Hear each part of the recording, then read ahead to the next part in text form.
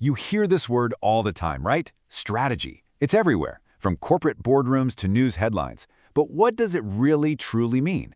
Well, it's so much more than just a business buzzword. It's really the art and science of success. It's a high-stakes game played by the biggest companies in the world. So let's decode it together. So let's just start with this question right here. What is it that makes a simple choice a strategic one?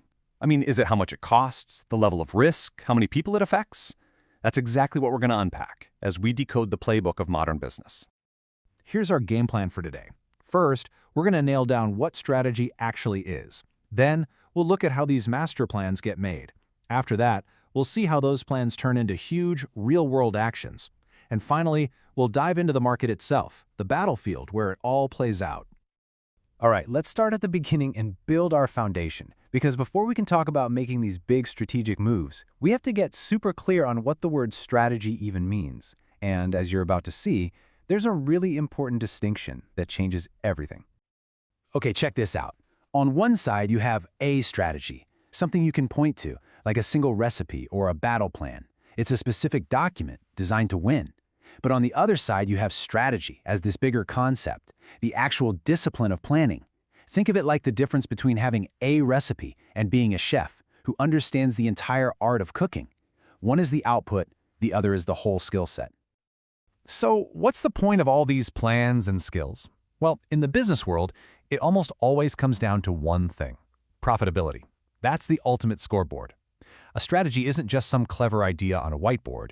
It's a plan that has to generate a real return on every single dollar, every hour, and every person invested into it.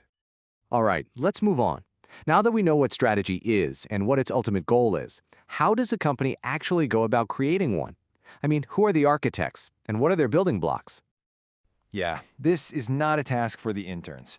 A company's grand strategy, we're talking those huge, long-term decisions that can literally make or break the entire business, that is forged at the very, very top.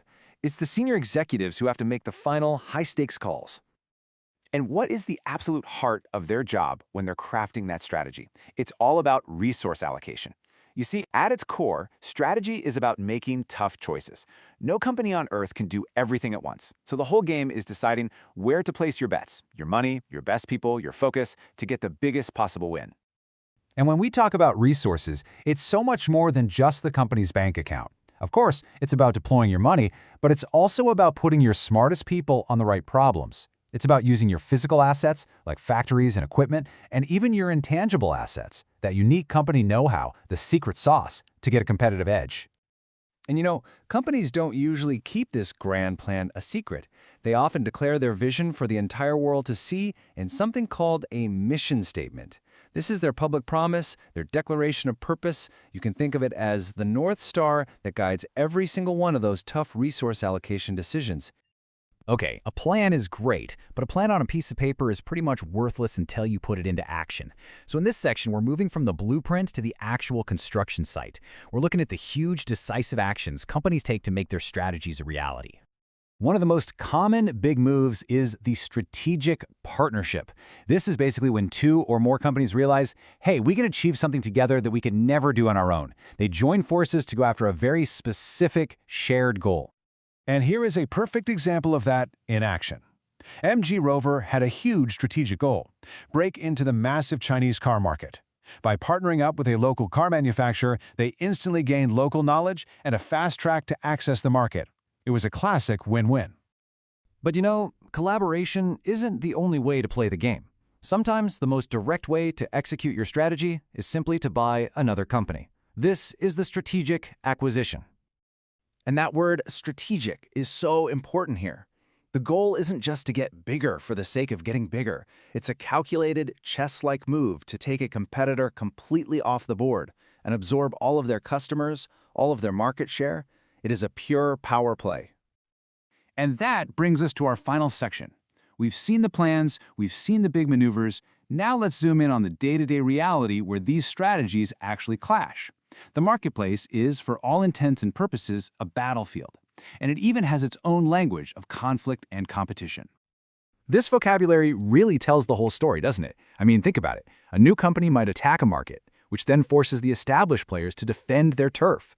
Maybe the newcomer is smart, and they just establish a foothold at first, test the waters. If that works out, then bam, they invade with everything they've got. The end game for the most ambitious players? To completely dominate the space. But, good strategy also means knowing when a fight is lost and making that tough call to withdraw. So let's bring it all together. What's the playbook? Well, strategy is the plan for how you're going to win. In business, winning is measured by profitability.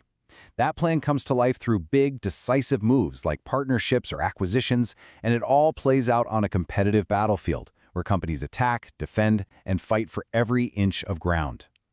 So now you have the framework. You can see past the headlines and understand the deep game being played all around us. So the question I want to leave you with is this. Look at the companies you interact with every single day. Which ones are attacking? Which are defending? Who is trying to dominate? The battlefield is all around you. Thanks for tuning in.